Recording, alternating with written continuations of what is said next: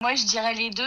En fait, l'esthétique parce qu'on travaille avec la matière, les textures, on essaie de valoriser un rapport, sensible aux choses et c'est aussi politique parce qu'on choisit de faire lentement dans un monde qui va super vite. On choisit de produire localement avec nos mains, des choses pérennes, à l'opposé d'une logique un peu industrielle et souvent un peu jetable, moins pérenne.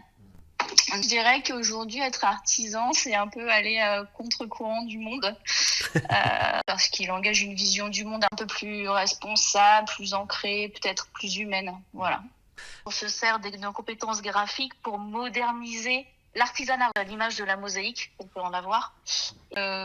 Pour nous, je pense que le projet réussi, c'est en partie un projet où la créativité prend sa place dans la matière et inversement, le médium sert la créativité et c'est une sorte de dialogue. Après, un projet réussi, c'est aussi un projet qui renvoie des émotions quand il est terminé aux gens. S'il touche le cœur, quand les gens s'arrêtent dans la rue pour regarder une de nos mosaïques, qu'ils la prennent en photo, qu'ils nous l'envoient, ou même un client hyper content. On croit vraiment au pouvoir du geste qui prend son temps. On ne produit pas des images à consommer, mais plus des objets à habiter. C'est ce qui va donner la valeur à cet objet, c'est le temps passé, la technique et aussi son histoire. On est dans un artisanat appliqué à la communication.